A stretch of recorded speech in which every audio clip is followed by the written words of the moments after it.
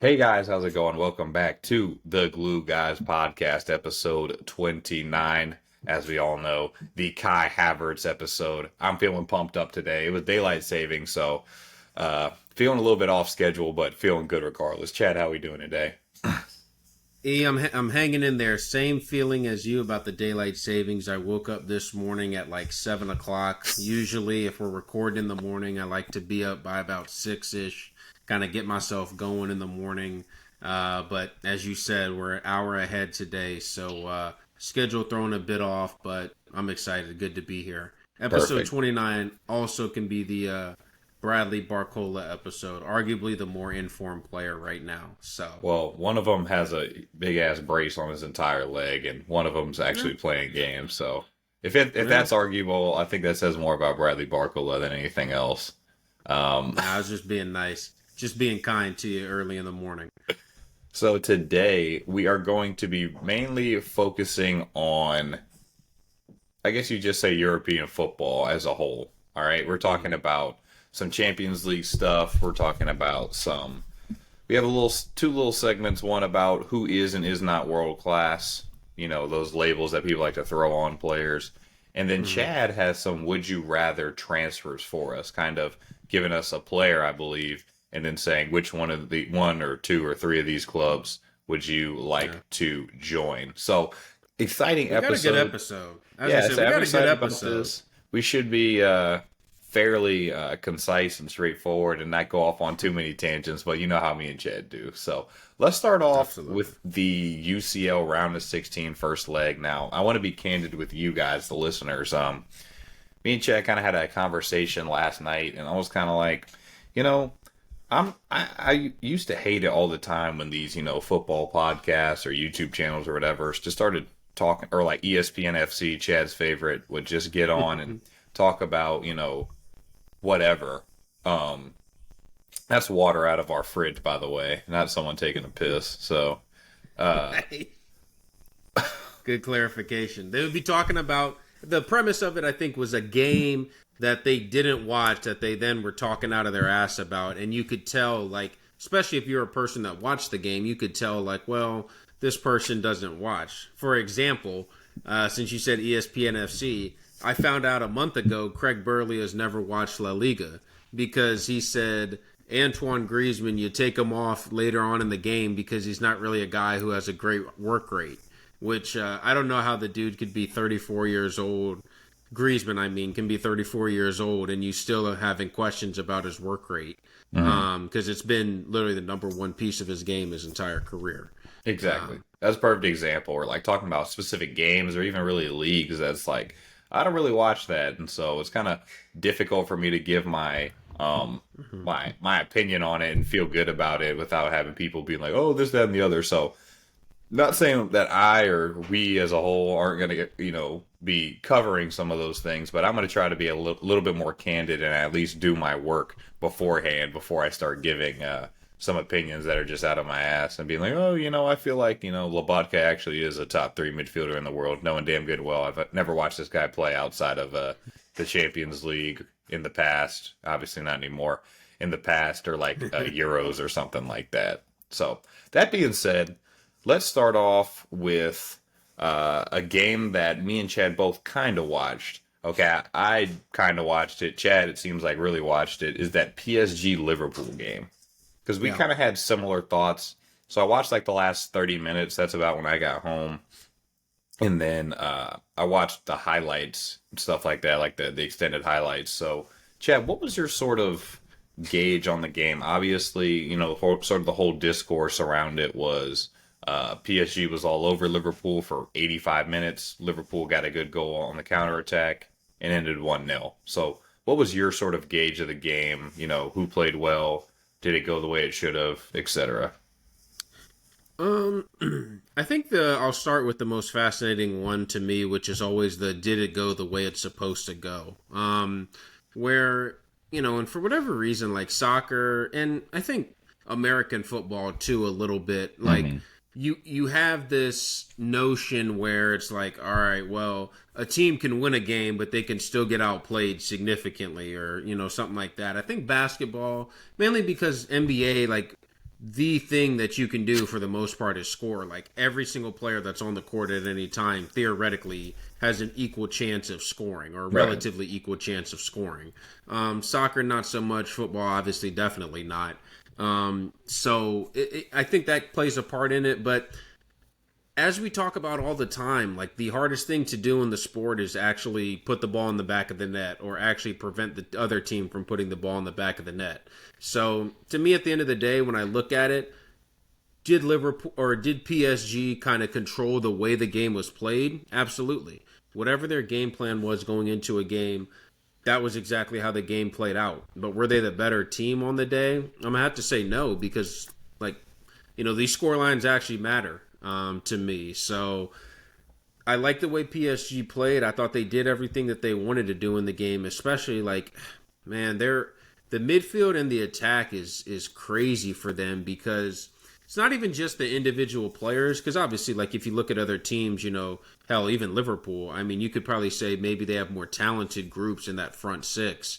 Or when you look at like an Arsenal, hell, even a Real Madrid, like there are teams that have more talented players necessarily. Hmm. But the way the PSG guys, I think, already have an understanding of playing with each other. And this is, I mean, a relatively new team. Like Neves just got there this year. He's already a key figure.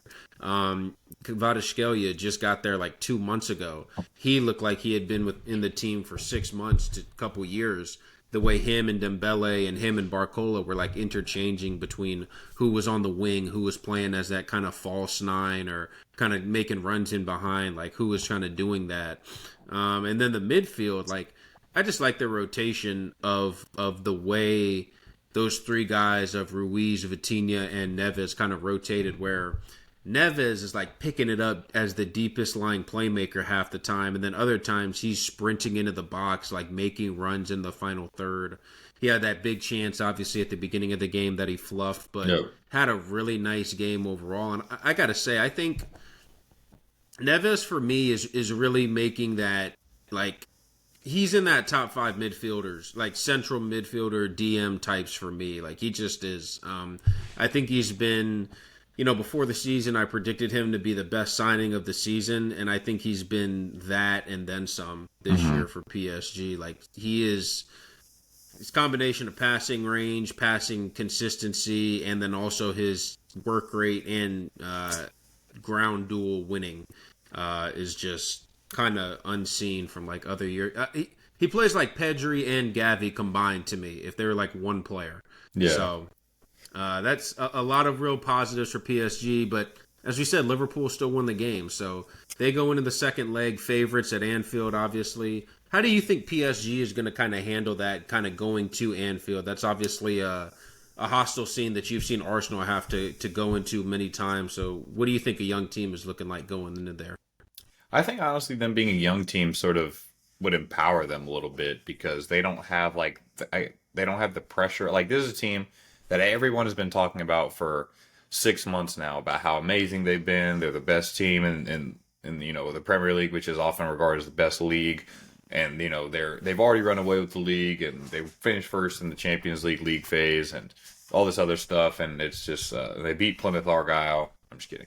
Uh, but like all this stuff has been said about Liverpool. So if I'm Luis Enrique, I would just kind of play into that more and be like, hey guys, no one thinks we're going to win anyway. So let's just go out and play like we have nothing to lose. I mean, why not play I mean, they're not going to play the exact same way they did at the Parc des Princes. So why would we just not just go at them and be like, Yeah. hey, we're going to beat you in space, especially in those wide areas. Those guys like Bradley Barcola and Dembele go just being on islands against Andy Robertson and Trent. I kind of like PSG in that Oh yeah, in that matchup, and absolutely. especially if Liverpool are going to play like a higher line, definitely higher than they did in Paris. I like the Hmm. PSG ability, like you said, with those guys like um, mainly Neves and Fabian Ruiz being able to pick those passes out of those guys in behind. I think that there's going to be a lot of space for them to exploit both on the dribble and with runs in behind. So I would be not like confident, but like excited if I'm PSG going into the second leg. Not like, oh my God, we're already down 1-0 and now we're going to go to the Anfield and we're going to lose 3-0 there. It's like we could get after them because they're probably going to be, like They're going to be a little bit more puffing their chest out. They're at home. They're going to play a higher line. They're going to be pressing us a little bit, and it could be like a very, very direct game with Barcola and Dembele and Due and Kvaratskhelia and whoever else is there, they're going to be out there. They're going to be quick players. The only one that you would say probably is going to be out there that isn't like a fast player would probably be Gonzalo Ramos, and he could be the guy picking up the pieces after those guys get around the corner or get in behind. So I would be excited for a second leg away if I'm PSG. Um, One thing I wanted to talk about with this game, we kind of mentioned it before we started recording, but Yep. you said let's not get Perfect. into it until we actually start. Allison Becker has kind of gotten a lot of great praise from this game. Hmm. And again, I watched 30 minutes live and I watched the other 60 minutes in highlights, but it's like I just didn't really see where all these saves were. It was like offside goal, a lot of blocks. He did Hmm. make he I mean he made the save. I think it was in like around the 80th minute. It was like right around the time that they had scored. He made like a pretty Hmm. big save Yeah. away to I his think left. I think the And two that stand out were that one, and then obviously the kick save he had against Barcola in the first half. yeah, and he had like a cute little like one of those Usman Dembele's like balls into those areas just behind the back line, but kind of away from the goalkeeper that he came out and batted away. But I just didn't really see like the magical goalkeeping performance that everybody was talking about. What were your thoughts on that? I agree. I mean, like a lot of I think he set the. I will say it's always funny to me. Like, I think goalkeepers play much or have more work to do than really what it turns out to be in some of these bigger games. Like, he tied the Champions League record for most saves in a game, and the record was 9. So or in its sorry Champions League knockout game, I believe, which was Okay. 9. And to me, I would have thought it was like just more than that, honestly. And do you know actually the two guys who he tied the record with? This would be a good trivia question one Well, you're day. grinning, so uh, based on the fact that this dude conceded 10 goals in over 2 legs, I'm gonna say Wojciech Szczesny, No, no, it's actually two Madrid players. Keylor Kurt Navas. Courtois in the 2022 final, actually against Liverpool, ironically enough, and then Andre Lunin last year against RB Leipzig in the round of Nice. 16. Yes, I couldn't tell if that was like a highlight or a low light because, like, how did we concede 9 shots on goal to RB Leipzig? But that's real. That's the Madrid way. Well, then I'll ask you that. Like, does that mean you guys were like under siege and he made all these amazing saves and stuff like that? Because all No, saves are not created equal. Like a save hundred shot straight percent. at their face where they catch it like this is Yeah, kind of the exact same as a save. Like I just said, the Allison one where he dove off to his left, tapped it around the hmm post, that whole kind of thing. And it just seemed like a yeah. lot of pretty simple saves with like one or two really good ones mixed in. Absolutely. Yeah, I was gonna say I agree completely. And also like the way you talk, the way you mentioned it earlier, the way Liverpool set up in the game, they set up to not concede high chances. Like they played a much lower block than they have at any other point this season that I've seen at least. Mhm. I mean, like they were doing weird stuff where like from the beginning of the game, like Van Dijk's taken 30 seconds to do a goal kick.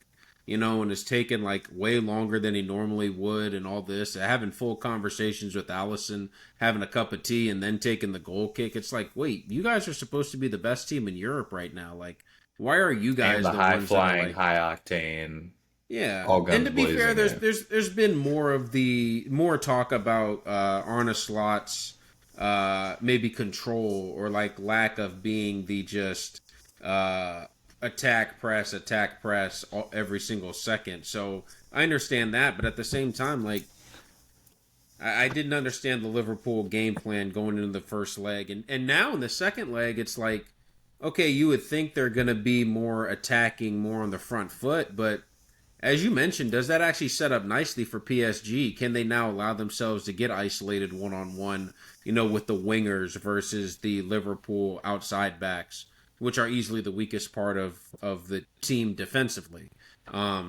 I think it would be.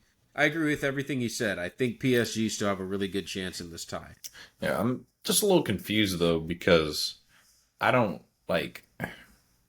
For me, I think you just need to go for it. Like, if you don't Yeah. show that you go for it, like if you're Liverpool, like in that away tie, like I can't really respect them because they didn't like go for it. Whatever that line that imaginary line is of going for it versus not going for it, they didn't like go for it. So even though they won 1-0, it was kind of boring, and so I don't think it counts. Anyway, Was that Rodri who said that, or? I don't know. It was someone that didn't beat Arsenal. Um, so again, going along with our theme of really trying to talk about things that we watched, Real Madrid, Atletico Madrid, man, that was. And I texted Chad after I saw the highlights because obviously I was more locked into the Arsenal PSV game. well, yes, to the Arsenal game because Arsenal fan. So, but I texted him after I saw the highlights and I was like, screw you guys, man, because like the quality of the three goals was just absolute insanity. I mean, starting off with the Rodrigo goal made my favorite run. Just where me and my fullback are both standing still. I'm just going to take off because I'm quicker than this guy. Ball in behind from Fetty. Cuts across, uses his left foot, rifles it into the far post. And I was like, oh man, that was an outstanding goal. And I'm like jumping out of my seat at my computer and stuff. And then literally in the same half, this dude Julian Alvarez one ups it with off the left flank, cuts inside, does Camavinga, kind of gets into a scruffy 1v1, and then just absolutely bullet to the far post, and 6'7" Yeah. Thibaut Courtois is like fully sprawled out, just nowhere near the ball, and Yeah. that was insanity. And then it all gets wrapped up by Brahim Diaz dribbling like the entire Atletico Madrid back line, making was it Jimenez sit down? Yeah. Yeah, making Jimenez just literally sit down. Almost breaks his own ankle too, if you really watch it. He like takes a step where his foot, instead of landing like this, lands like this, and then he just Yeah. keeps going, puts it in that far post, and the quality of those three goals and the overall match was just really really crazy. I mean, like, what are you expecting out of the second leg in at the Wanda Metropolitano? Um, I gotta say I think the first leg was a result that both teams would have been were okay with at the end of the day, and that's a really unique situation. Because I think it's one of the few ties that we've had that actually you can say that about. In the second leg, I expect a lot of what we saw in the first leg of a lot of it. Whenever these two teams play, it feels like kind of, I hate to say so cheesy, but it sounds like it's played like a final almost every time because both teams, there's so much quality on the field that like both teams are almost afraid to make mistakes. And I think none of that was characterized more than the fact that there was only one yellow card in the entire game. I'm not sitting here saying that yellow cards are like the, determining factor of like, who's aggressive or who's not. But like usually a lot of times, especially with these bigger clubs, you pick up more yellows because you expose yourself more because you're going forward way more. And neither team, I think, really did that in this game. If you look at the possession stats, they're 50-50 pretty much. And if you really watch both teams, neither team is like a really possession-based team. I think they're most dangerous. Both of them are actually most dangerous when on the counterattack. So I don't, or like quick build up, kind of like you said about that Rodrigo goal, where it's, sideways passing, but then all of a sudden it's one vertical pass and then he's in for, a really nice goal with his weak foot. I think, obviously as a Madrid fan, I'm gonna say Madrid are gonna go through, but I wouldn't like be surprised if this went to like extra time, penalties, anything like that, because I think these are two really good teams, and I was more dismissive of Atleti in the beginning of the season, but really since the season started, I've kind of been impressed with their consistency and their ability to kind of win in multiple ways, whether it's attacking, whether it's countering, whether it's just straight up defending. And I think Madrid can actually win. I don't think Madrid can win in every way the way Atleti can, because I don't think Madrid can really win a 0-0 or a 1-0 like that. Like, I don't think the defense is solid enough at this stage with all the injuries we've had this season. So I would definitely expect goals in the second leg and Madrid to end up going through. Is Raul Asensio going to be eligible to play in the next game, or are we just going to ignore that? Look, he's about to get a new 5-year deal with the side, so we'll just stay positive talking about him right now. Although I still, could do with a different haircut for him. Yeah, Just if we're being totally honest. yeah. No one's joked on him. No, I don't think Rudiger's been around the training ground enough to, kind of like take him over the head and start scruffing it around or something like that. So, the last game specifically that we wanted to talk about in the round of 16 was Arsenal and PSV Against them, Arsenal against themselves, because it was just a training match. What do you think, if you had to guess, just off the top of your head, in a game that Arsenal won 7-1 away, what do you think that the XG was? So I saw this, I think, at some point. Wasn't it like 2.5 or 2.6? It was 1.9 for Arsenal to 1.4 for PSV. So we beat them by 0.5 on XG and beat them by 6 goals. So it was just it was an insane game of just like, it literally seemed like every single time we went forward we scored. And it was, yes. I mean, obviously scoring 7, it's going to feel like that at some times, but it's just like, it literally felt like every single time that we went forward, we were about to score. And then mild controversy in that Miles Lewis-Skelly could have been sent off. I don't know if you saw the incident. Yep, I think he should have been, to be fair. If you see the tackle from the angle from the touchline, he literally doesn't make contact with the player. Like, he actually doesn't make any contact with the player. If you see it from the side or from the whatever, he looks good. He looks guilty as hell. But yeah, so I'm gonna. To me, that has more to do with. I guess maybe that's playing more of an influence on why I feel that way. Because literally, I mean, and to be fair, it could just be because the dude's already picked up 2 reds this season, so he's scared as hell to pick up a third. But yeah, when he like gets up and like is doing this one, as soon as you see the guy throw the hand up immediately, that's when I just always am feeling like, that something bad's gonna happen. But I'm also just not kind of down with the idea that he somehow, some way, at his size, apparently took down Luke De Jong with one hand to get his first booking. So I don't, not really sure how that happened, but we're just gonna ignore it, I guess. Luke De Jong was a grade A flopper in that one, because I gotta admit he was the one who was held for the penalty as well, correct? Yes, which again, and I feel like I see that. I was gonna say I feel like I see that action 30 times in a Premier League game every single weekend. So, and I'm not even gonna make it an Arsenal thing, because I mean, if you literally watch any Premier League game, just watch the corners, and it's especially when they have. I don't know why clubs do this, but they do the thing where like they have like their 5'7" winger mark like Virgil van Dijk. And, literally, no team has been able to figure it out for whatever reason. Yeah, bugs the shit out of me. They will literally be on the corner with him like this, and then the ref will have to stop the game and give the whole spiel about like, hey, da da da. I'm like, okay. They're like, okay. And then as soon as he blows the whistle again, their back grabbed around him, and it's like 100%. So I don't really have any sympathy for that call, but it happened. Whatever. No. If it was 1-1 instead of 7-1, then I would be losing my freaking marbles. But I also thought it was interesting. I think Ethan Nwaneri became like the second youngest player to ever score in a Champions League knockout stage, and got the assist from Miles Lewis-Skelly. So it was really cool. This is a really interesting time where we're, as Arsenal fans, are able to sort of have some sort of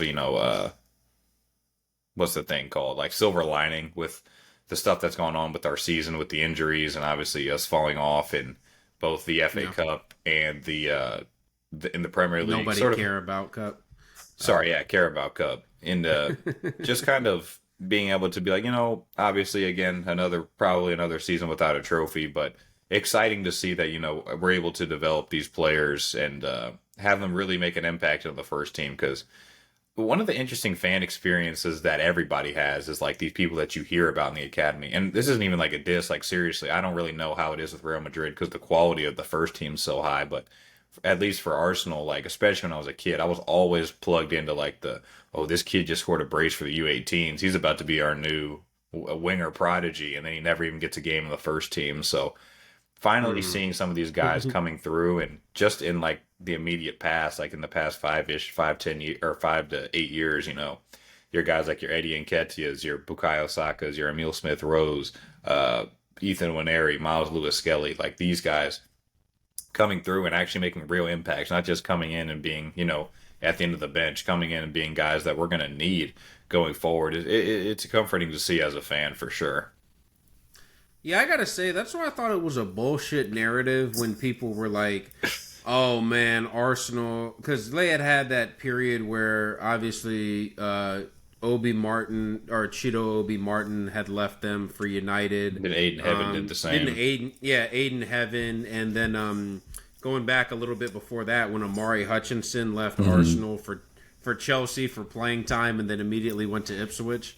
There was like this weird narrative that I was starting to see where it's like, oh, Arsenal Academy guys see that they don't have a pathway to the first team because Arteta doesn't play I the mean, youth. that, and like you said about Real Madrid, like I mean, the Arsenal first team is like so good now that like you either have to have a lot of injuries in positions, which I think is what got Lewis Skelly really into the team, especially playing left back when he's naturally more of a midfield player, or just have the straight up talent, which I think is more so where Winieri falls in the category. Although you could argue his development's been a bit accelerated, with Right. the Saka injury, the Martinelli injury, obviously. But yeah, I think that, and I don't look. I'm definitely not plugged into the Arsenal Academy, so I don't know if you guys have. Although, don't you guys have like a 15-year-old Max Dowman, midfielder or something? he's yeah, I think he's a 09, 14, but he's like December of 09, and he started training with the first team like last year or something like that. So yeah. So someone like that, like, can that show a pathway to the first team for guys? Because I think that's one of the things that like. When you talk about taking it to that next level, it's can you add, like Madrid? I think one thing Madrid did very well was they were able to fill out the rest of their squad with academy players while then being able to kind of focus on like getting those high level starters with, that's what you go out and get in the transfer window, or that's what you go out and spend big for on like a Declan Rice or on like a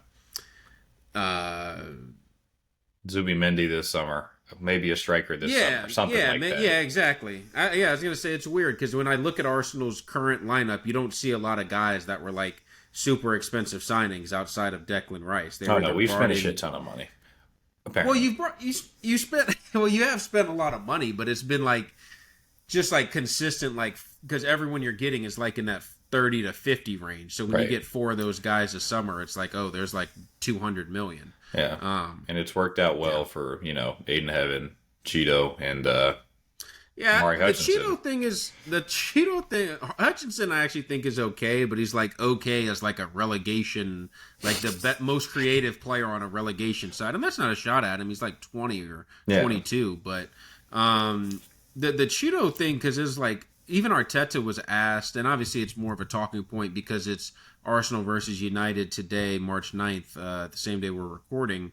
But they were like, oh, how do you feel about letting him leave and going to United and all this? And like, how does that, like some people are like, oh, they could have been playing him, if he was, or, with all the injuries Arsenal have. I'm like, how many fucking times has a 17-year-old come in and they've been like, you know what? You know why we ended up staying in the title race? Because we brought this 17-year-old up from our academy and he banged in 7 in his first 5 starts. Like, you know the last time that happened? You know the last time that happened? Never. When's that? Marcus Rashford. I watched it happen. I watched it happen in front of my eyes. This dude made his, like, I think all their strikers got hurt or something like that, the 15-16 season. And then he made his, like, Europa League debut that year, started and scored a brace. And then they played us at the weekend. They played Arsenal at the weekend. And they were like, oh, they're actually going to start Marcus Rashford. And I was kind of like, oh, man, we're going to beat them. They're starting this Marcus Rashford kid. Dude scores a brace again against us. So, I mean, again, Marcus Rashford, especially at certain parts of his career, he's had, like, maybe the weirdest career I've ever seen. But he's been, like, one of those elite talents, at least. Maybe if he's not a world-class player, he's been an elite talent at multiple points of his career. So it's just interesting. And plus, I mean, I know it's only like a game or two. This dude Cheeto has kind of played like a couple of first team games and quietly been absolutely awful, but that's neither here nor there. your boy Craig Burley, who I was destroying earlier, and I apologize because I actually don't mind him on ESPN FC, said that he had some really good minutes in their first couple matches. I'm like, to me, it just goes like it actually does show like the thing I'll defend about soccer when people have opinions is like depending on how you watch a game, you really can have like way different opinions from other people. Because like I watched it, you watched it obviously, and we're both like, there's like this dude really didn't do anything. Like he didn't do shit.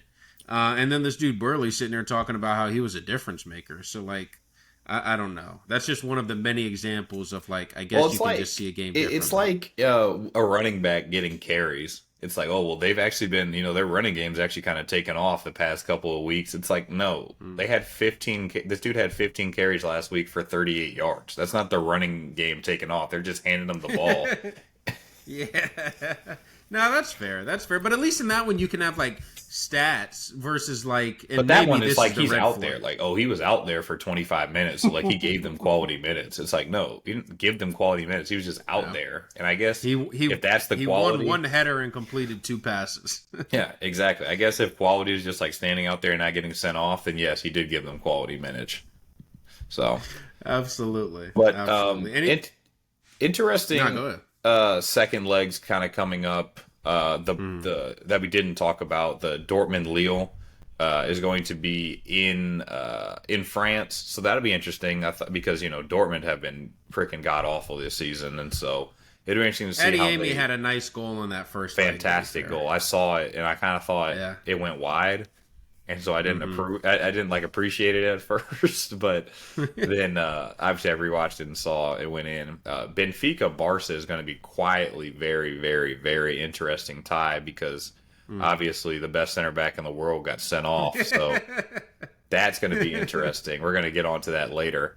So that's going to be an interesting one, and I still think there's something to be said in that.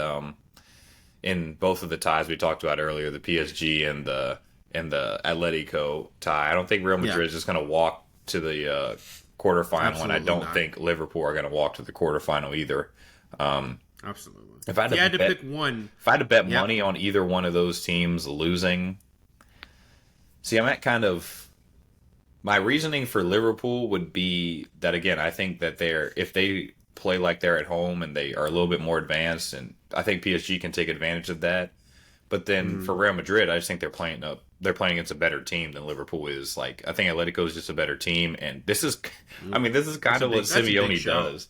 This is kind of what Simeone does, is like go to places that he has no business winning at and then just doing it. And you kind of look at yourself and like, why the hell did we just lose to Diego Simeone and Pablo Barrios? And it's like, I have no idea, but we just did. So if gun to my head, I would probably say Atleti have a better chance.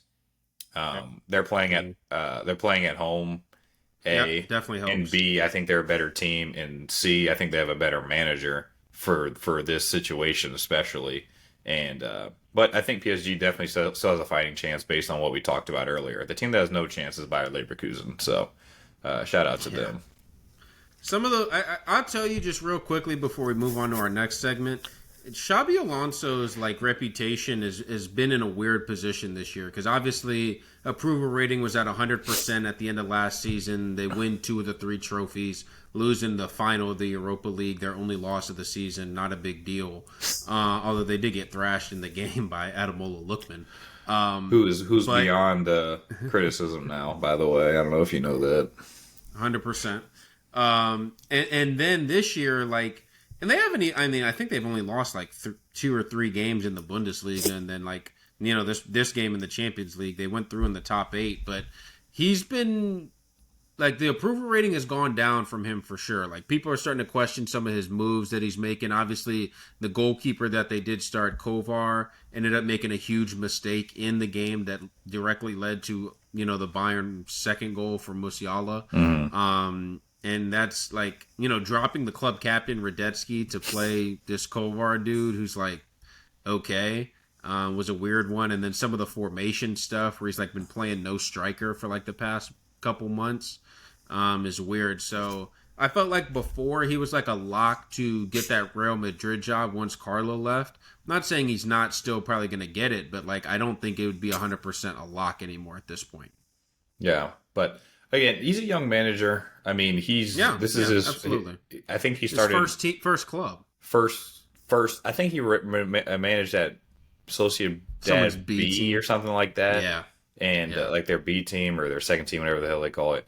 And so he's still a young manager. I mean, I'd assume he's probably around 40. Yeah, he's 43.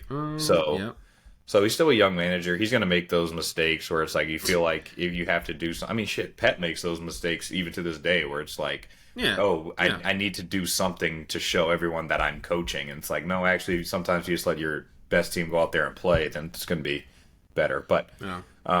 so yeah, that's kind of our round of 16 sort of overview. Interesting what's going to happen this week for sure. So a segment that we wanted to talk about today was world class or not. First off, let's kind of set the scene, Chad. What to you is world class? Because I think we're pretty aligned on it. In the teaching world, we also call them non-examples. So tell us what it is and then give some non-examples. So things that don't represent what world class is. So go on. To me, world class is very simple. It's top 3 to 5 at your position. If you're in a really deep position, then maybe it's 5, maybe even the sixth guy. Like, it's not a hard cutoff at like, all right, if you're the sixth best player at a position, you can't be world class. And then there are other positions maybe where it's like, all right, I'm definitely the fourth best guy at this position. You know, like maybe outside back in some cases right now, especially. We're like, all right, I'm the fourth best right back, so I'm definitely world class. Like, not necessarily a guarantee. But I think it's a guy who can be a difference maker, is a difference maker for his team, both in over the course of a season and within a game. What a world class player is not is someone who completes 10 dribbles in one knockout stage game, or someone who scores a brace in one knockout stage game, or, football. Football, I feel like loves to do this, and it's difficult because there are so many games that it's almost impossible to watch like every single game every single week. Like, I mean, let's be honest, we're talking about 5 leagues really that everyone cares about, maybe like 100 teams. We're talking about anywhere from 50 to 60 games that people really are trying to lock into over 2.5 days, 3 days maybe. So I'm not going to like say you have to watch everyone to know who's world class or not.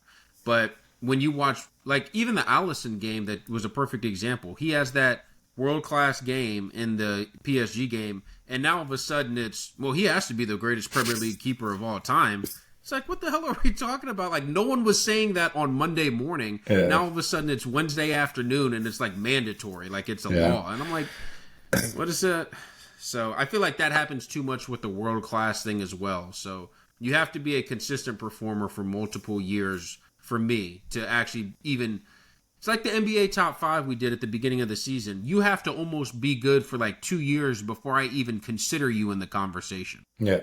So That's a great insight too, because a lot of times it can be so fluctuating where it's like, I mean, shit. mm-hmm. I remember when Miggy Almiron like 3 years ago was having like an insane 2 months, and people were like, "Yo, is this one of the most? Is this one of the best attackers in the Prem?" And it's like, what the hell are we talking about? Like, Yeah, so you see exactly. that all the time. The people that just have the up and the down, and the people that can keep it at a super high level for. Mm-hmm. And again, you don't have to do it for like 10, 15 years, but like at least for a sustained period. Like right now, if you were to say a guy like Rafinha, like you'd probably say, yeah, world class because of what he's been able to do over the past, like really this 8 entire months. season and stretching into last season too. Like that is a sustained period. Someone that's had a good past month or two or since January, it's hard to count that guy as world class because it could just be a hot run of form. You don't want to be like, oh, world class in January, not world class in February, world class in March, world class in April, not world class in that kind of defeats the purpose of what exactly the definition of it is. So 100%. I have 5 players here for you. And these are guys that are either that kind of have their name in a weird place where it's like they they are, they aren't, they have been, but maybe they're not anymore, or they haven't been considered Mm. it. Maybe they moved into that class. So I have 5 players, and I want you to tell me, are they world class or not? And then kind of tell me sort of what your reasoning of why. The Perfect. first guy, Let's get into it. and this one I think is interesting solely based on his position, especially. Mm. Your GOAT, Phil Foden.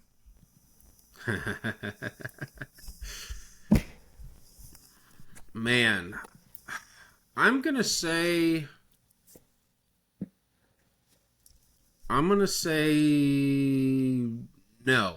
I'm gonna say no, but that's just initial instinct. I just look, Foden's a tough one for me because I wasn't a fan of his coming up. I didn't think he had the explosiveness, the real he's a really nice striker of the ball usually, and he has that trait that I think is hilarious that people say where he's able to find the pockets of space.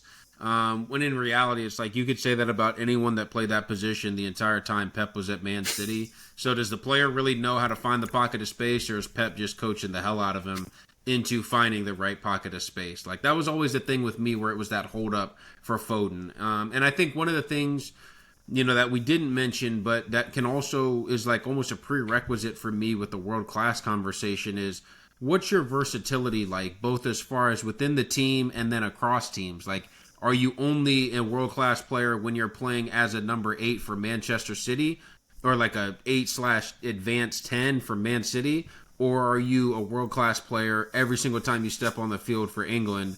Or and Yeah, look, Chad means versatility, as in like wherever he goes, he's considered world class. yeah, Not like yeah, he needs to be exactly. world class if he's playing as a center forward or a left back or right back. Just to clarify. Yeah. Yeah.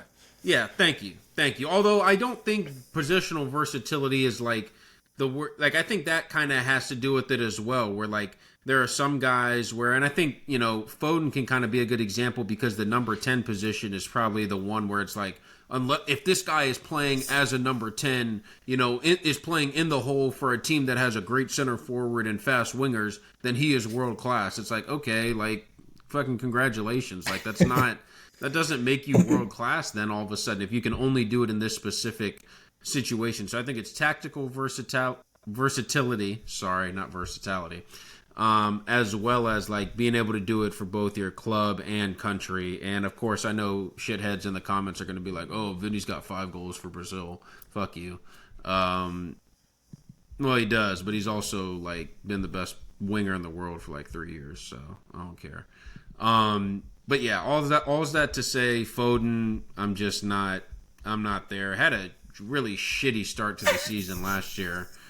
Like, This I year. mean, they were calling him 0014. Like, like when it's like December and it was like Phil Foden scores his first Premier League goal, and it's like, what are And we it was talking like about? they were down 2-0 and he scored like the 89th minute. Yeah, I don't I remember think what it was against United. I'm pretty it sure was something like that where it was something like like that. he scored in like the A game 91st that didn't minute to make matter. it 2-1, and I was just like, this fucking Yeah, yeah, exactly. So yeah, I mean, I 100% agree. I've been kind of a yeah. Phil Foden defeatist for a long time now, and it's like, Mm-hmm. I mean, he's a perfect example of like people not playing the youth, stuff like that. And again, Pep never gets those claims because he just brings in really, really good players or players that are already established pros that he makes into something that he wants. And Phil Foden's kind of been the one player, really, at any of the clubs that he's managed at that's really gone from being a legitimate youth team player, not a young player. All right, I know he did great things with Messi and great things with these other, some other guys at Bayern. But Phil Foden, when he came, was a legitimate youth team player, and then he kind of brought him through, and now has made him into a starter, and and he I'm did win glad you PFA said Player that. of the Year last year. He So did. He did. I'm glad you said starter. How many seasons, and maybe I'm giving it away just by asking the question, how many seasons has Foden started over 25 league games? won last year. Yeah, Correct. I would assume. Yeah, because that's how it always. The conversation around Foden have always been weird because they're like what people say.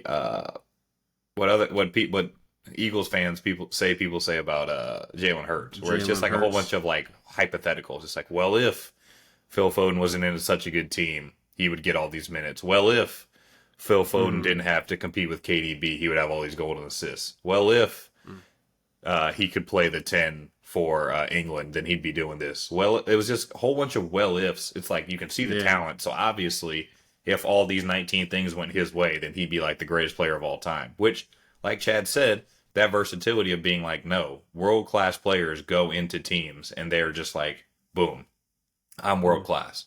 Just quickly, I don't really have this on the thing, but who do you think right now is the better player? Him or Cole Palmer? Palmer. I think so too.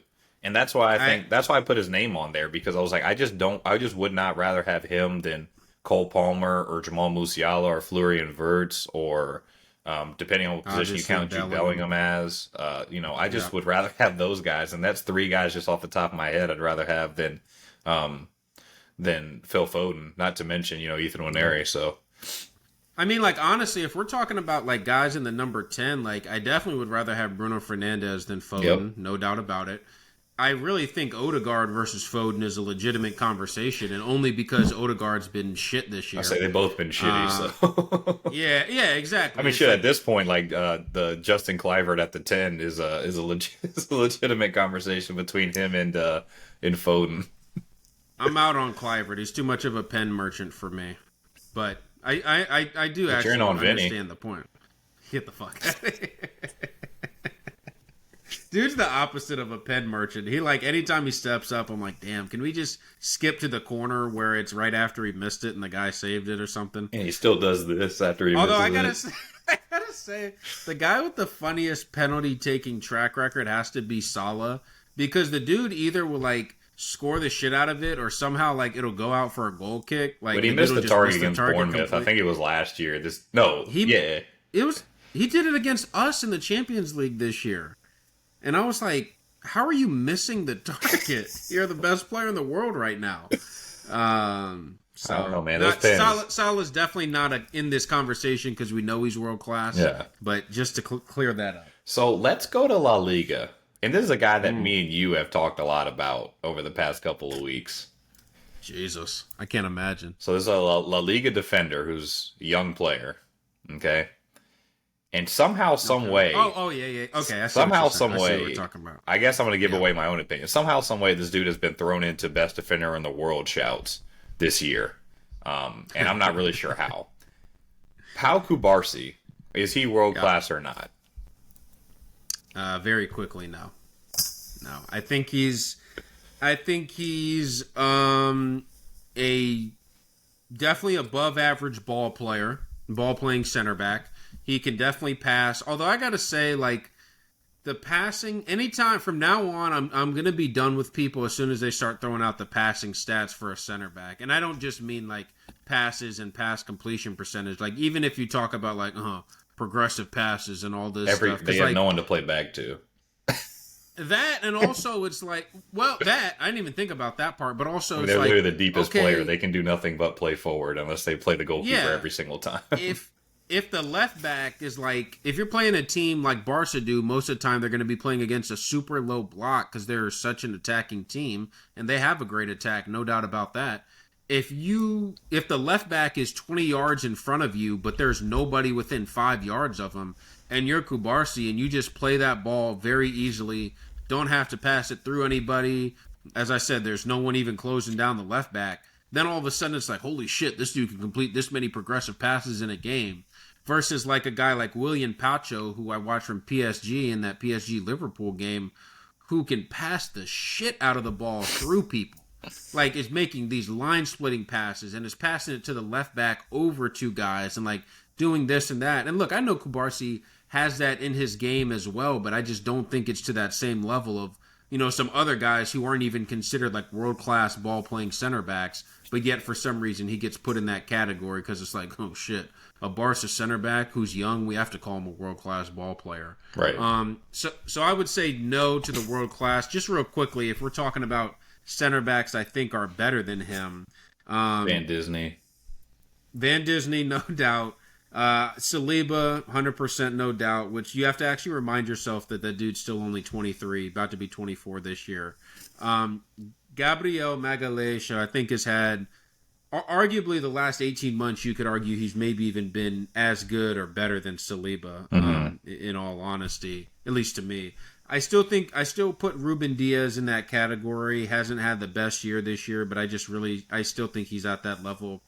Bastoni, 100% to me, is still at that level, even though he plays in the back three.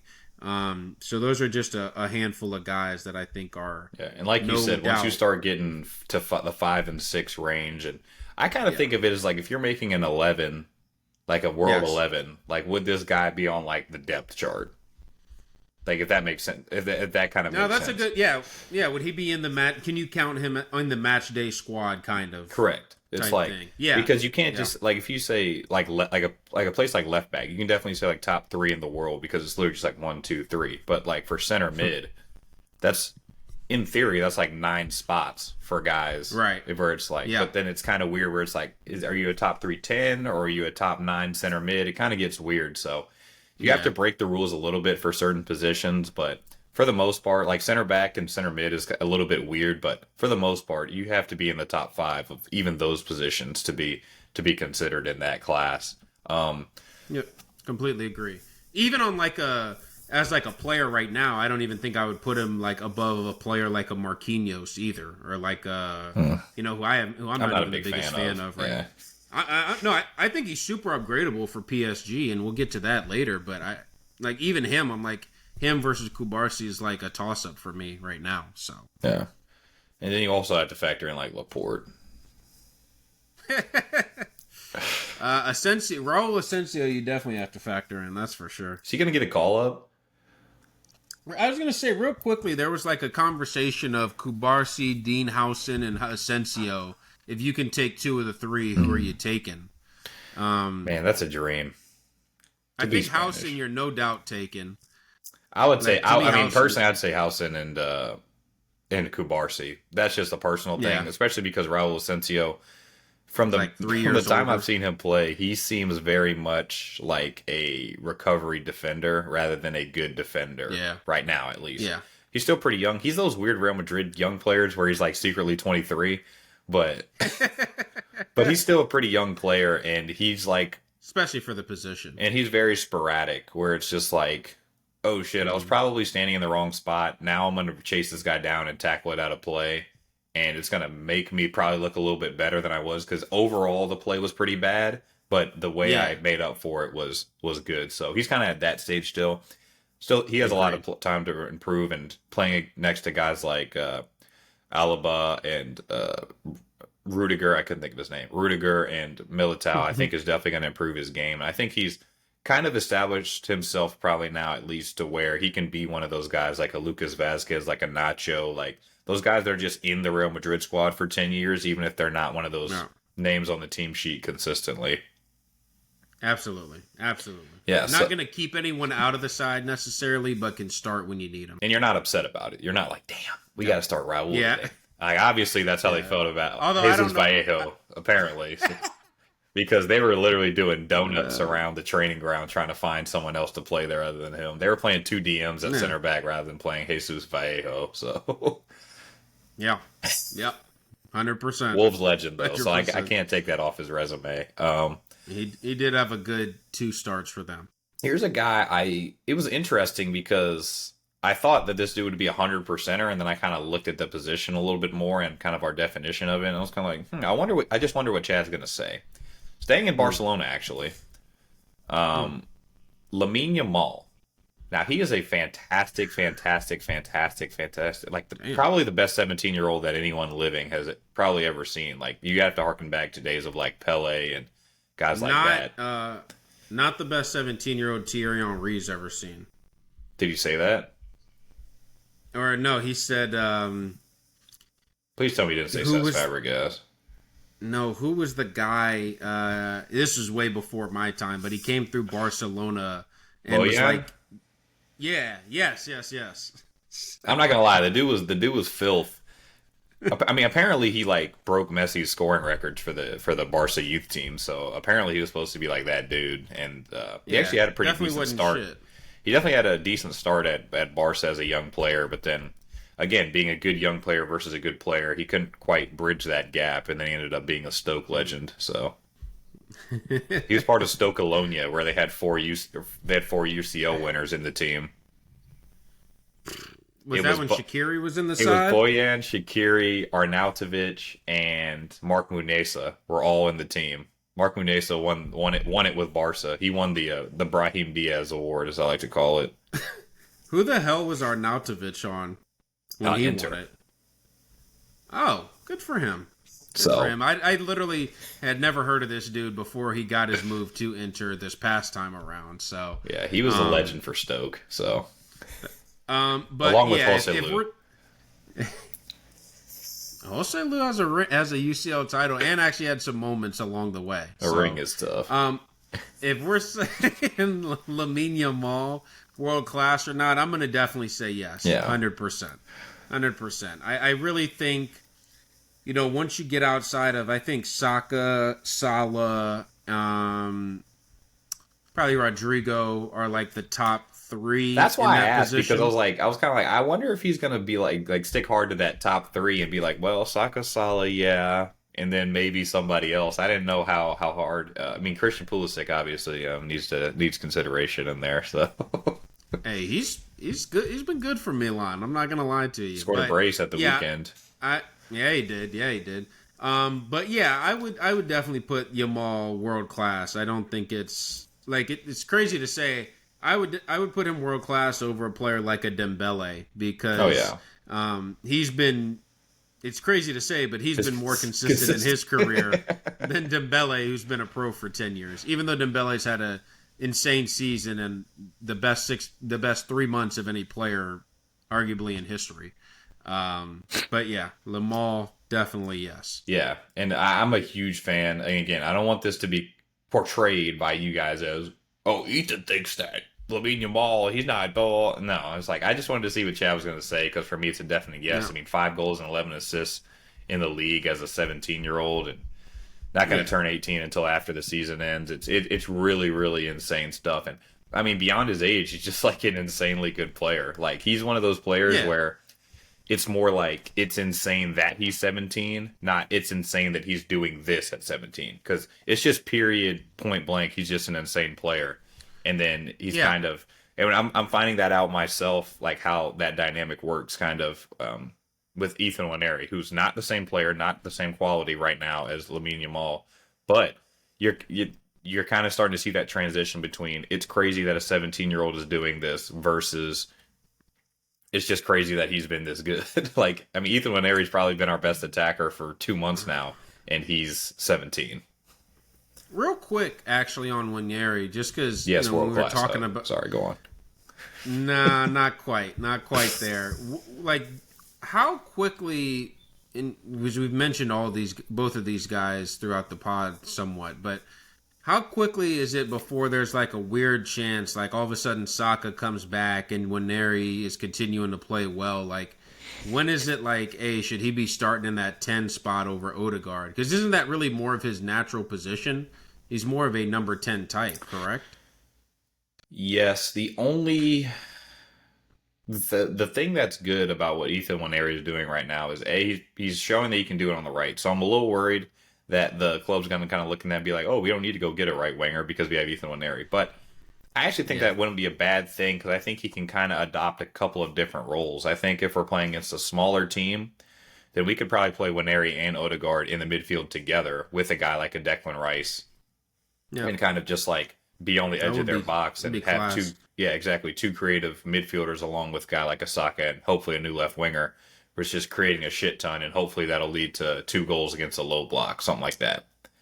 But if it's like, oh, Saka needs a rest, okay, cool, we'll pop Waneri out there. Right. Oh, Odegaard isn't playing well, boom, we'll pop Waneri in there, because that does multiple things. One, it means there's always going to be minutes for him, and 2, it means that he's not going to be forced to be like the next guy. Like, we kind of joked yesterday. It's like, oh, could they sell Odegaard? And it's like, well, if they do that, then they're saying, hey, Ethan Waneri, we need you to be the creative midfielder every single game for 38 games in the Premier League, which is not fair to do on him, because as a 17, 18-year-old, he's going to have periods where he's just going to be shitty for like 2 months.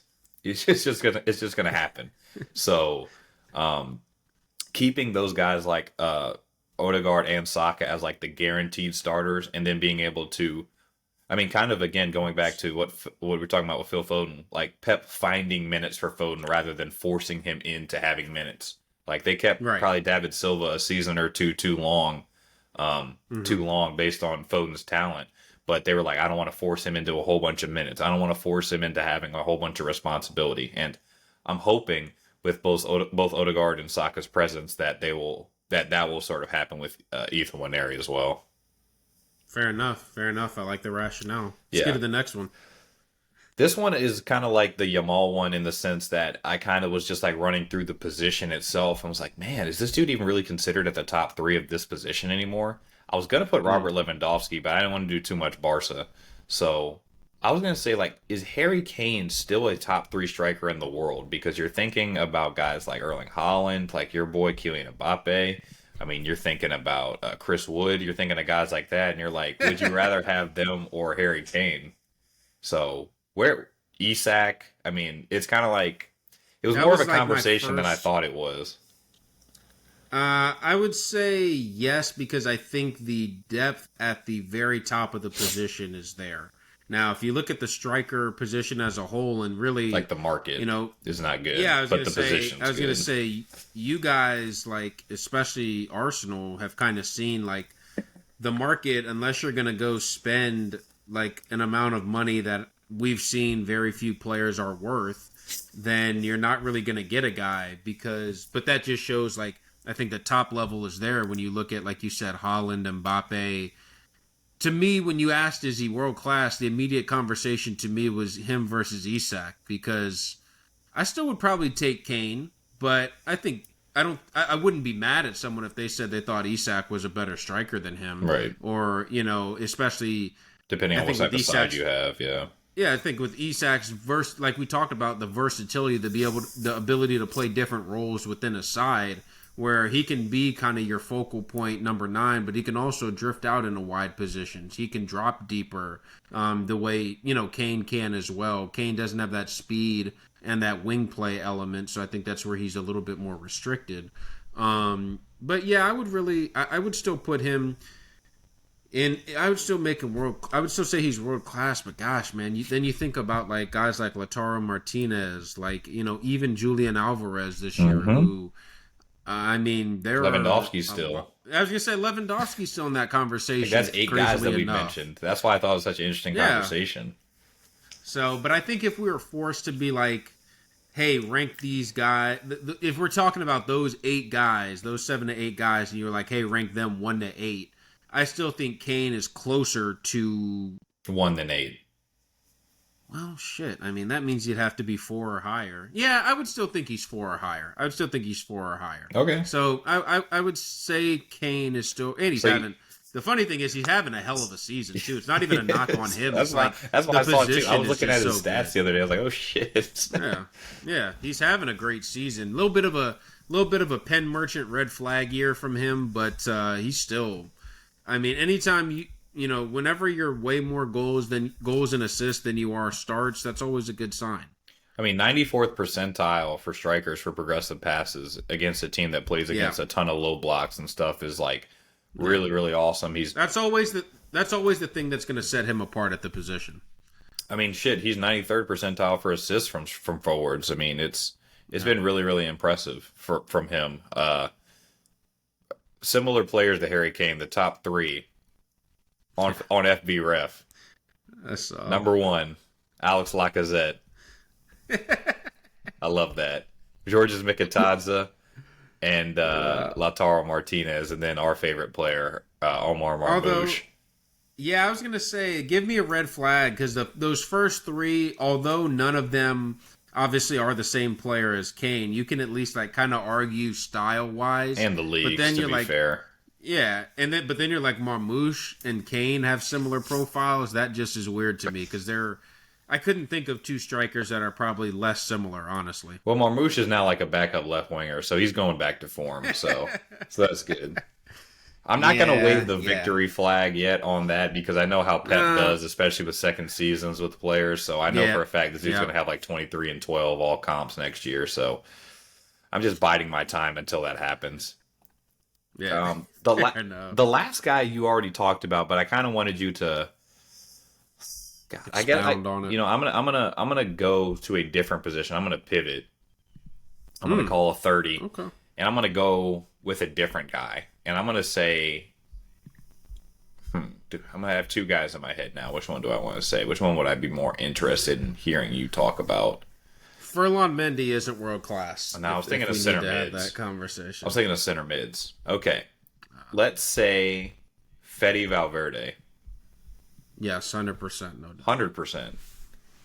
Yeah, So like what's the no. what's the a again? So we've been talking a lot about numbers and like how top whatever you have to be for this. Like what, especially for his position, Mhm. because he's not a DM and he's not a 10. He's a legitimately center. He's a legitimate center mid. Mhm. And like what class does that put him in, and what players are you comparing him to in your mind? If you want me to be like totally honest, when you say players you compare him to, none. Like I genuinely like think he's. I mean, if you were talking about true number eights, like I genuinely don't think there's another guy that's even close to as good. I guess maybe if you count Declan Rice as the same position, although I can never really tell where he fluctuates between DM or eight. Like, and the thing is, he's world class at. Not to turn this into a Rice conversation, but Rice is world class at whichever one he plays. And I think he's a good comparison for Valverde because I think they both kind of play the eight position similarly in the sense that very athletic, Eat ground. very Yeah. yes, very much, but also have a lot of technical world class abilities to their game as well. Like can add a lot of goals and assists, can be a final third presence, but can also be the last man back making the tackle. Can in certain, depending on who you're playing, if you're playing a team who's got a deep line playmaker, they can mark them one on one for 90 minutes and give them hell. Like they can just do a lot of different things. So I think if you're talking about that true eight role, I think those two are probably the two best in the world, and I don't even think there's anyone else that deserves to be in that Well, again, I conversation. said I didn't want to Quite do too much honestly. Barca anymore, but I mean, I've heard your thoughts over the past couple of days and weeks about this guy. But like, where does Pedri stand in this conversation for you? Pedri is very very good. He's like in that. I guess depends on the day. Like I've shit on him maybe to you in the sense of like people say he's the best midfielder in the world, and I just don't think that's true. Right. But at the same time, it's like I still think he's a damn good player, and I still think he's like borderline world class depending on the day. So it doesn't mean I think he sucks. It just means I think he's like in that 5 to 6 ish range. Maybe even Rather than four the to five guaranteed depending on nailed the day. on. Yeah. Yeah, yeah. Like I think he's, and also because the thing that we value most, and you talked about it and highlighted it so much on the last episode, is the consistency aspect. Yep. He's consistent somewhat with his performances, but as far as availability, he's just not consistent at all, and hasn't been for the last 2.5 years. Best So ability that is I have to availability. ding him. Yep. Yeah, I have to ding him slightly. What, real, just because I'm genuinely curious, who else would you even have in that like eight conversation with like a? If I'm putting Rice and Valverde in Well, that that's what I'm saying. It's such a conversation, like who weird else is position there? because positions are now so structured in teams typically where it's like Mm-hmm. you're either part of the attack or part of the defense. Like Martin Odegaard plays the 10, but when we defend, he's like one of the forwards. Like Pressing in the front let's say too, we sit in kind a of. 4-4-2 and he's one of the forwards, and so it's like Mm-hmm. I mean, he's quite clearly like the 10, but then we build up sometimes there are times where he's the deepest midfielder. So it's like what even Yeah. is that position? I mean, Declan Rice, like you said, there are times where he plays the 6, and then when we lost Kai Havertz, this dude for the first game was playing like 8.5, where he was like the 8, but then every Making single time those we got a runs. ball in like a wide area, he would run into the box and be like the target for whatever ball we were about to put in the Mm-hmm. box. And so it was Yeah. the 8 position as a Honestly, whole it's like is just like kind of, I mean, 8s and 10s are kind of like not real anymore. They're kind of just like there's DMs and then there's midfielders. And yeah. so I guess if that were to be like the realm, then I guess you'd have to at that point you're throwing in, guys like Valverde, you're throwing in Bellingham, you're throwing in Pedri, you're throwing in I don't know, I guess Declan Rice to me in my mind would be more in that 6 conversation. But Yeah, I mean, There's almost like You're no throwing in your boy clarity in the Joao Neves. midfielder. See, I think he's more in that 6 conversation. Okay. Especially the way he plays with PSG, where I think Vitinha and Ruiz usually are more advanced than him in the midfield.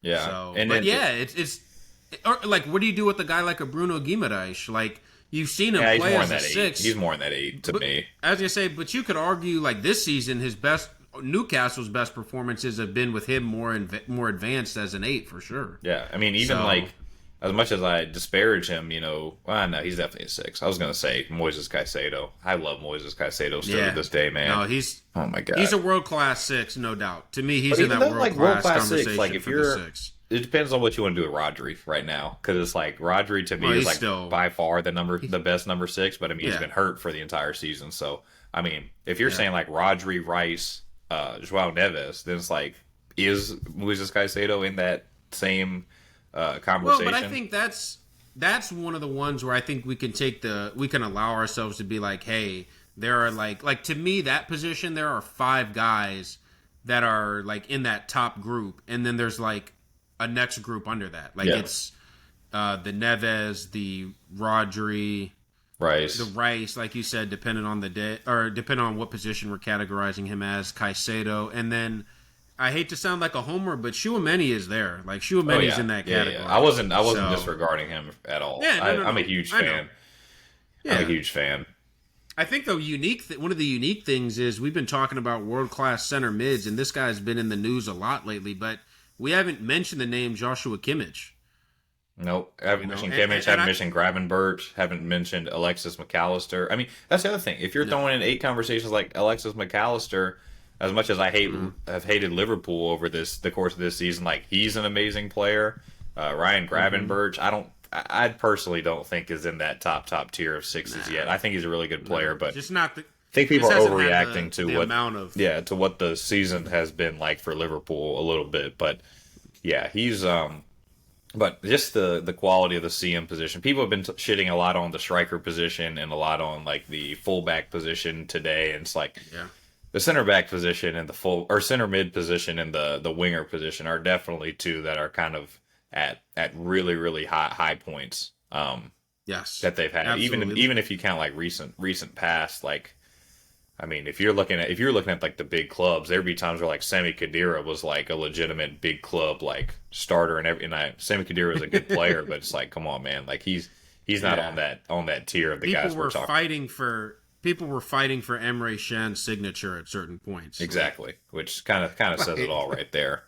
Exactly. So we have one last segment that we wanted to do, and it was kind of going to be run by Chad, and I'm a little bit nervous because I'm normally not in the hot seat. I'm normally the host, and I'm normally asking Chad the questions, so I'm a little bit nervous right now. I'm out of my element, but Chad, why don't you explain what this last segment's going to be? So, as Ethan kind of highlighted in the beginning, this is really a European, just no ditty, but a European touch-all kind of episode where we've talked about kind of the UCL. We've talked about the established players. Now let's kind of look into the future a bit more and look at kind of transfer decisions, transfer timeline.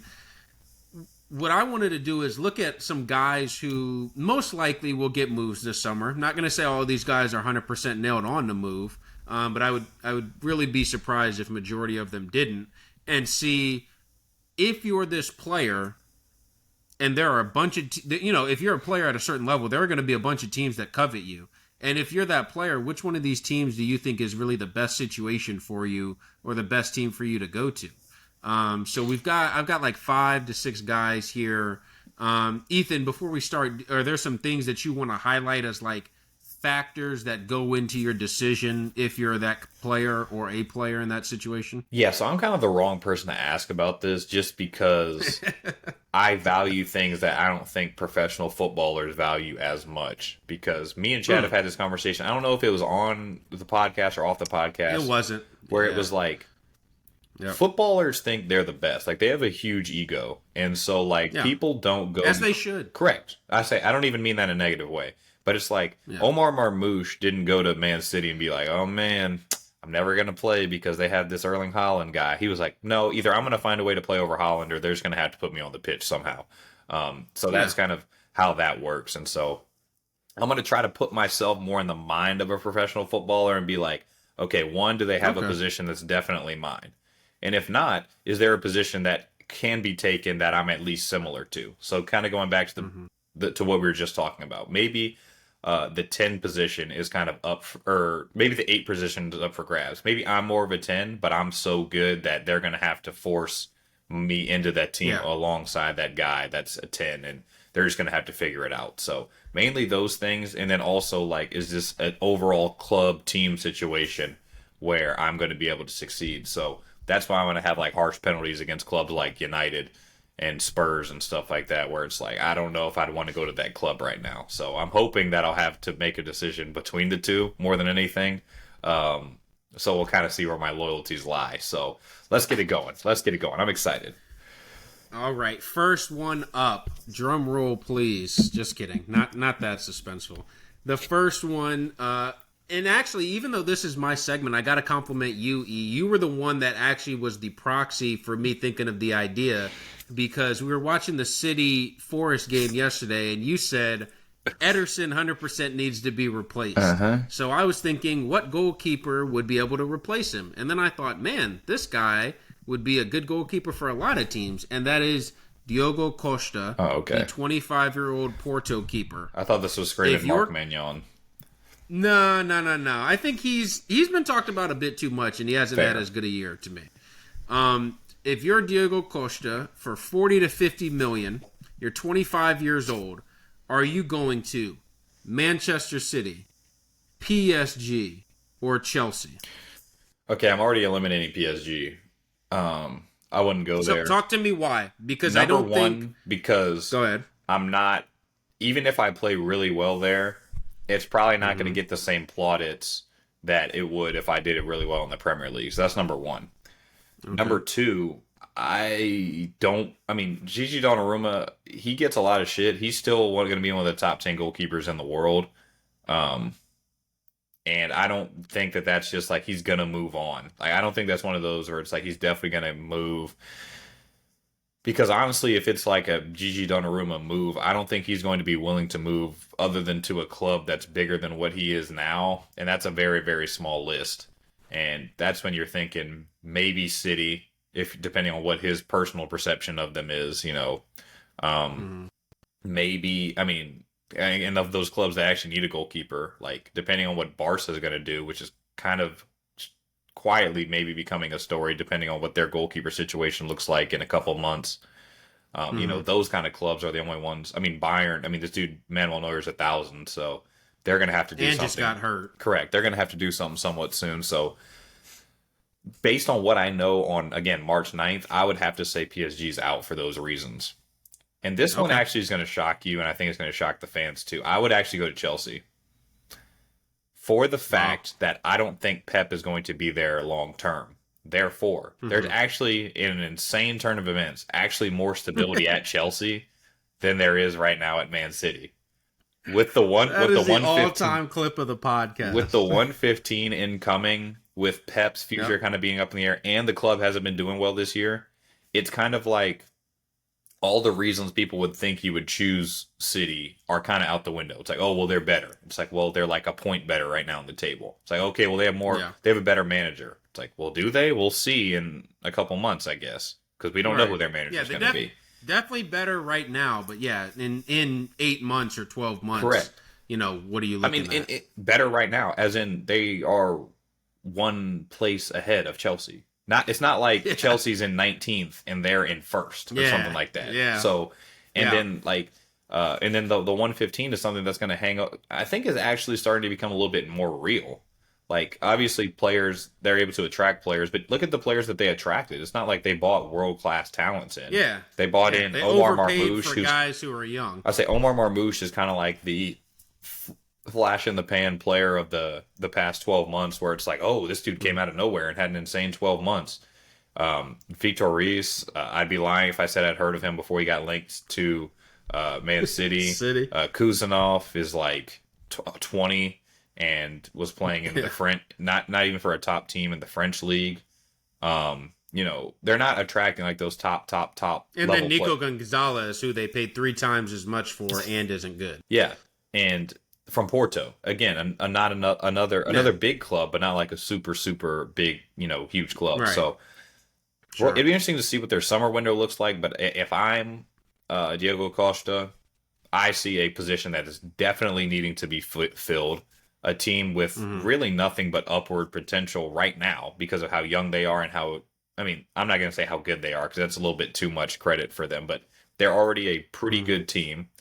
And now they're going to be a year older and probably more stable. And Maresca is going to be better next year. And I know for a fact that I'm going to be better than whatever the hell goalkeeper they have around, unless Gaga Slonina is playing insane in like the Belgian Pro League or whatever he's playing in right now. So, or what's his name, Jorgensen, or no Yeah. Petrovic, unless Petrovic is having an absolute blinder in on his loan. So, I just think that that's probably the safest option for my career. And Chelsea is one of those clubs that's always been a really good selling club. So even if it doesn't work out there, as in like winning league titles or Champions Leagues or whatever, then I'll probably You still can still get have a good career ahead of me at 28, 29 years old. fair. Fair enough. Fair enough. I like the explanation there. I like the explanation. Next one, a name that has been talked about like crazy, a center back that has been linked to every big club and every not as big club either. That is Dean Howson, the 19-year-old Spaniard from Bournemouth. Um, if you're him for the 50 I million am release him. clause this summer, who are you choosing between Bayern, Real Madrid, Newcastle, Spurs, Chelsea, United, and PSG? Gave you a lot of clubs. A lot of teams want him. All right, so immediately Spurs out. Who are the other Yeah. Premier League teams you said? United, I'm out. Newcastle, I'm out. Chelsea. Not out. All right, so Chelsea, Madrid, Bayern, and PSG. PSG. Yep. Chelsea. I'm still out. I'm out on Chelsea too, actually. Okay. I was gonna say you seem sneaky more excited about the Chelsea project on this segment than I think I've ever heard you before. I'm So out on Chelsea just because I don't. I mean, shit. The way that this season cracks out, it might not even be a definite upgrade. Um, for yeah, I Bournemouth. mean, And I think wages honestly, wise, it will be. and he's not. He's still a young player too. So for him, man, that Bayern center back pool has just been poisoned really for the past like 5 years. Ever since they won the Yeah. Champions League, it's just been kind of a Like poison chalice. when you talk about like going in and being a starter, like if you're him, you're not going and being like, shit, Kim's better than No, I me. would expect to You start know? if I was Dean House right now at Yeah. Bayern. At 20 years old, you could expect to be a starter for one of the five biggest clubs, which is crazy to say. But I mean, So, if I'm being frank, hmm I'm not 1,000% sure I believe this, but I don't really think that he would not start at any of those clubs. Like I he think definitely would start at PSG. G Definitely like would start at Pacho, Bayern. like come on, man, or Pancho, whatever his name is. I like come on. I'm starting No, no, over. he would start. No, I'm telling you right now, he would start with Pacho. Okay. Like 100%. Either no way, doubt. I'm either replacing But yeah, him he's or still starting. Marquinhos. I'm just like so. Yep. That's a non-issue. Hmm. Bayern, that's a non-issue. And then who was the non-Real Madrid one that you said? Well, you had eliminated Chelsea already. That's what it was. So and then Real Yeah. Madrid, I think it's more of a discussion than people might think off Oh the top yeah. of their head because, especially depending on what happens Yeah. this summer. I mean, Alaba long term, I don't think is going to be a long term option. Eder Nope. Militao, man, I don't know what the Yeah. perception of him within the club is, but he just always seems to have a something. Rudiger I is mean, getting two torn ACLs in 2 years is yeah. not a good foundation, obviously. Rudiger is getting to a more advanced age. He's not like old for a center back, but especially for someone that Mm. relies is aggressive, but relies on his athleticism to be an elite Yeah. defender is difficult. And Mhm. then obviously Raul Asensio, I mean, he's going to be starting over him. So I really don't think any of those clubs. I mean, no offense to him, I don't think he's a bad player, but I mean, Dean Howson right now is Yeah. the Yeah. best center back or like the best defender for a club that's pushing into the European spots in the Premier League. So, um, God, if I had to choose between any of those, and I'm a player, Not a player. You're Dean Howson. Dean Howson. By the way, comments, can we get a fact check just on that pronunciation? He switches between Dutch and Spanish depending on the week, so I don't know the official. I would Uh, join PSG I thought so. I think so as well. for this reason. I think so too. One, their project, similar to Chelsea's, is kind of in a similar like step where it's like you could definitely see it. It's not all the Mm-hmm. way there yet. I mean, they're going to win the league, but it's not. I mean, come on. But they're not like in that same where it's like, oh, we're definitely like a Champions League contender. We're definitely the, but like you can see the how they're actually now Progression. You can building the see the club pathway. correctly with like a good Yeah. midfield, a good attack, and now if they're doing this move, now they're showing commitment to actually building a competent defense. All right, and if you want to go back to just 5 minutes ago, if they're able to bring in Diogo Costa and that guy, then that's clearly showing like, okay, we're valuing now our defense. We're trying to, I mean, shit, the defensive prowess between Noon Menge and Akraf Hakimi. I mean, it's not fantastic, but like you got your young boy Pacho. You now have Dean Houston. Depending on what they do with Marquinhos, I mean that's a defensively solid base. That they Straight have out Presnell. shit in his stapled Achilles, and so I mean the PSG project right now is looking pretty attractive. And again, for him, what is he, 21, 20? He's 19 right Yeah, now. exactly. So he's 19. So even if he goes there, has a 5-year career there, he could have like the Matthias de Ligt thing where it's like, wait, Dean Houston, who's been at PSG for 4 years, is still 24? What? Yeah, Yeah. I'll take a flyer on that guy for sure.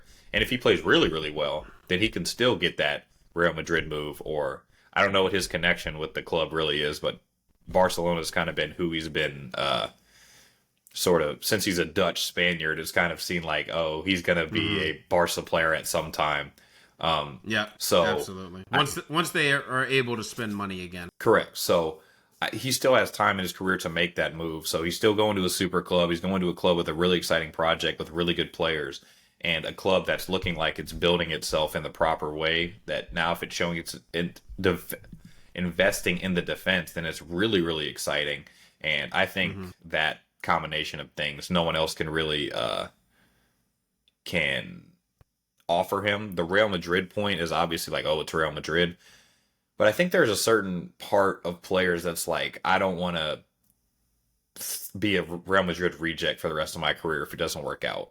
Like if you're a PSG True. reject for the rest of your career, it's like, oh, PSG, Liga, and it gets weird over there, da da da. If you're a Real Madrid reject, then that's just kind of what you are. You start bouncing around like the weird teams in La Liga, like Yeah, you can't shake that. yeah, you really. go to Villarreal and then you kind of play there, and then you go to Valencia and you got to play there, and then Diego Simeone picks you up when you're 31. You turn to the best center back in the world, and you win a trophy or two. Fair enough. Fair enough. Not the worst career path in the world, Yeah. but definitely would want more. Not the all Yerry right, Mina let's path. get. Let's. No, not the Yeri Mina path. Shout out to the Cagliari center half now. Or shit, no, maybe he plays for Genoa. I don't know. I just watched him play 2 days ago. I don't even remember who he was on. Now let's get. We've talked about my club. Let's get Arsenal involved in some. You're Jonathan David. You're a 25-year-old Canadian, and you're leaving Lille on a free, and you can go to Arsenal, Bayern, Newcastle, or Villa. Obviously, probably different pay packet and also playing time kind of guarantees depending on which one of those you go to. So, I mean, for me, where are I you think at this with is that? pretty straightforward and easy. I think it's Arsenal. All those other teams have elite strikers. All of them have elite strikers. Yeah, they do. So that's They A. do. And B, it'd probably be the number one pay packet too. Probably the number one wage package. I don't think Probably. Newcastle would match it. I don't think Bayern Bayern definitely would not. match it. And who was the other one? Villa. Villa can match it either. And I mean, Ollie Watkins and Alexander Isak are two of the 3 or 4 best strikers in the league. And then Harry Kane, as we just said, is a world class striker. So even though, again, if you want to insert that player ego into it, And plus, all those clubs are a definite upgrade on Lille. That's the other thing. It's not like Yeah. you're going from a PSG to a Newcastle or a PSG to a Villa or something like that, where it's like, oh, he wouldn't want to downgrade. It's like, no, they're all upgrades. However, I think Right. Arsenal is the second biggest upgrade as far as a club, and then their pay would be the best, and their opportunity to play is the most apparent, I guess I'd say, because the club has been crying out for a striker really for the past, I mean, for me personally, for the past about 3 4 months, but for the club as a whole and the fans and stuff have been crying out for a striker really ever since Gabby Jesus went down the first time in like 22 23. So Mm. um I think it's pretty straightforward for Jonathan David that I'd pick Arsenal. Fair, fair. Also, just to keep in mind, I also like look at him as like a guy who is not just a set in stone nine. Like can also play on the wing too. Not that Mm-hmm. that would affect the decision, but you're just mentioning like minutes at the nine. I think he could also get some winger minutes depending on obviously which of those I clubs. mean, shit. All right. Also, beyond that, I mean, Yep. if I just saw John Duran leave and was linked with a whole bunch of different clubs because of his lack of playing time, that'd be kind of a red flag for me. Alexander Isak True. is probably the most coveted striker in the world right now, which shows his value and how valuable he is to Newcastle.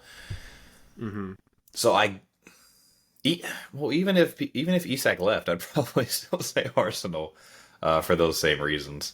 Yeah, I mean, because it'd be in the theory you're using is it'd be the same opportunity, but a bigger pay packet, and at a bigger club. Right. So I see. I see the thought process. All right, got two more young attackers for you. If you are the hottest young attacking name on the market right now, Nico? right? Ryan Cherky, and you're a 21-year-old Leon attacker for 30 million, are you going to PSG, Arsenal, Borussia Dortmund, Tottenham, or Newcastle? All right, automatically, as you saw by my head moving, I'm automatically out on Arsenal and um, PSG. PSG. PSG, Yeah, as far as depth, might have the best wingers in the world, so I'm just out on them. agreed. Like they got Agreed. He's just been linked with them for like so long. yeah, because it's So I just had to the throw good him in league there at owned least. players automatically going to be linked with that move. But they have Dembele, they have Kvaratskhelia, they have Doué, they have Barcola. I don't really think I'm going to get Lee Kang in even. shit. That's my boy. Is Marco Asensio on loan at Loan. so Yeah. Yeah. so he's on loan, so he's going to come back and he'll at least be in the club. So like 50 Cent. So I'm kind of out on them. Arsenal, I Okay. think Ryan Cherky, from my understanding, is a right winger. Right winger, number 10, kind of. Right winger or number 10. Although it's played a lot on the left. It's played a lot on the left this year. However, that number 10 is not going to translate into Arsenal. It's just not. He doesn't have the physical Right. capabilities Right. for it. So it's definitely a winger move. I guess I would consider Arsenal definitely more than PSG just because, like you said, the left is open. And so I Right. guess I'm gonna keep them on. Spurs out 100%. If I have any type of traction in any other clubs, I'm not going to Spurs right now. I'm not even saying that as like an Arsenal hate Spurs type of thing. It's just like what they are right now. Maybe if they have like a rebound, maybe even like these last 3 months, if they can end up finishing like in eighth or ninth, which is a stretch, but even if they could Yeah. do that, then maybe that would show like some sort of. And I saw their bench the other day against whoever they lost to. Oh, AZ Alkmaar. And I was like, okay, so they're quietly getting fit again. I saw Van de Ven on the bench. I saw Yeah. Romero on the bench. Yeah. I saw well, Solanke just got hurt, so nice. But Again. yeah, I saw a couple other people on the bench, Vicario back, all that kind of stuff. So it's like they're quiet. Madison was starting, so I saw them getting a little bit more fit. So them finishing eighth, ninth isn't completely out of the question if they can kind of get it together. But back to Ryan Cherky, I think, I mean, Borussia Dortmund also is in a pretty weird spot because they've been awful this year. Depending on what happens in the Champions League, honestly, whether they become an option or not. Who was the last club? So I'm thinking Dortmund, Arsenal, in Newcastle. Newcastle. Yeah. Man, Newcastle would definitely intrigue me as a Ryan Cherokee because he's a left-footed player. No. So you think automatically you could start at right wing over Jacob Murphy? Jacob Murphy, yeah, even though Jacob Murphy's been good this year, I think is definitely upgradable. And Yeah. like you said, if it's a 21-year-old hot prospect that's hot on the heels of a lot of clubs being interested in him, then I think he's definitely going to warrant at least the first look as a starter. Mm. So right now I'm leaning Newcastle. I think actually Dortmund's out because I think that's sort of a sideways move to where you're moving to a club that's just not the Mm. biggest in their country, and Yeah. right now doesn't really have much direction as far as their Agreed. manager and as far as just their overall squad. Really doesn't have much direction.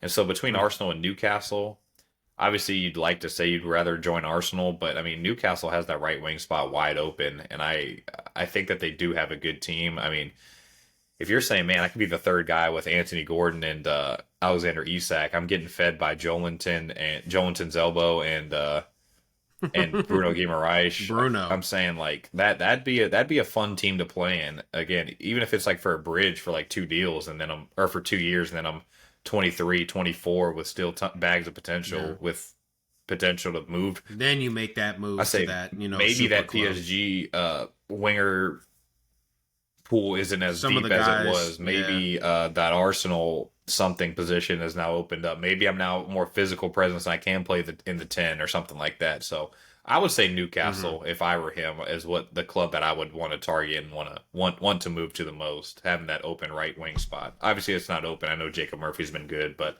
I think it's upgradable Yeah. with Ryan Cherokee. Fair. I like that. I like that pick.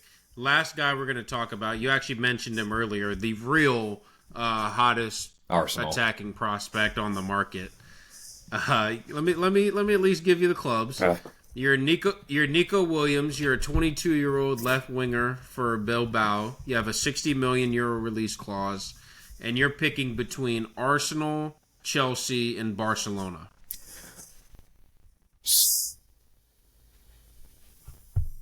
Barca I'd be out on because they have probably it's either them or Real Madrid that have the best winger combo in the entire world. So, I mean, I don't think I'm just Yeah, weirdly, even though they were like linked to him the entire summer, now it's almost like you're going to Barca as a rotation option Correct. because Rafinha's been so good, and of course they're not dropping Lamine Yamal. correct. So, yeah, I think that's out. Barca, Chelsea is a little interesting just because that left wing spot is so open that they're playing like Pedro Neto on the left and like Jadon Sancho and Joao Felix when he was there and just weird left wing stuff. But Yeah, I think both left wing spots are open, both at Arsenal and Chelsea, and I don't. I'm hoping this isn't sounding like me speaking as a fan, but I don't really see what the attraction of the Arsenal or of the Chelsea project is over the Arsenal project right now. Again, maybe if you say in a year or two, maybe, but I mean the way Chelsea, I mean they started off really hot and now they're kind of tailing off. Again, I still like the project overall, but I think Arsenal is just as much of a forward-moving project, and they're at a stage ahead of what Chelsea are right now, and they have a left wing spot open. I'm going to get a good pay. I'm probably going to get to maintain that insane Bilbao pay. yeah. I was gonna that say he's already making. on so much money. So I would probably say that Arsenal would probably be the most attractive because they're a better side in the same league, and I'd probably be guaranteed around the same minutes as I would be at Chelsea. And I don't really think that Barcelona move, as good as it sounds, again, just typical one of the best players in La Liga. Of course, they're going to go to the best teams in La Liga, but I don't really think that it makes sense on paper for him to move to a Bilbao, or to move to a Barca. I was gonna say it definitely doesn't make sense on paper for him to move to Bilbao.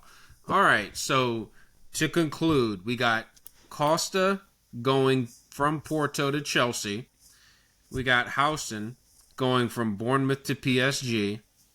We got Jonathan David leaving Lille on a free to go to Arsenal. We got Ryan Cherokee leaving Lyon to go to Newcastle. and we got Nico Williams leaving Bilbao to go to Arsenal. Real quickly, of those 5, which one would you say best chance of actually happening this summer, if you had to pick one? Not David, not Cherokee. I'd honestly probably say Costa just because Chelsea loves buying a goalkeeper. So honestly, just pay him Fair. for that. It is in the mandate. As we went over last week, it's a mandated rule with the clubs. So. Yeah, so between Costa, Williams, and Housen, I think Housen is actually most likely to stay of any of those players. Maybe Agreed. get like another year under his belt, especially if they finish well. I think David is still likely to move. I just don't know if it'll be on a free to Arsenal, because I think Arsenal is going to probably have a pretty big splash, whether it be Sheshko, Isak, one of those guys. Cherokee, I could honestly see staying in Lyon for another year, just unless it's something that he feels really, really good about. I got to be honest. I think that one is maybe not He's just so necessarily to young, Newcastle. like so young. Like it's not even like he's 23 and he's still young, or 24 and he's still young. It's more on the Lyon side. Like they are as true. desperate as any club in the world to raise cash. That's or true. They'll get relegated. So yeah, I mean, I guess he's pretty likely to move, but Newcastle's a good option for him too. Again, being able to play on that right, and then Nico Williams. I would love Nico Williams so much on our left. I don't think he's going to be actually as great of a signing in season 1 as people will think. I think he'll probably put up like a 5 and 7 or 8 probably in the league. Yeah, those kind of numbers. But I think long term it'll be a fantastic signing. So I'm really, really hoping we can get that over the line. Nice. I like it. Yeah. So I really hope you guys enjoyed again this sort of touch all no diddy European football episode. I thought we were able to get into a couple of different aspects of it, talking about the European games themselves, talking about sort of our judgments of players, and then seeing who's going to be on the move this summer. So hopefully you guys enjoyed that. And please let us know what you want us to talk about again in this weird period between football and basketball playoffs, and Champions League's kind of, it kind of takes a long time to develop. So let us know what you guys want us to talk about, and we will see you guys next time for episode 30 of the Glue Guys podcast.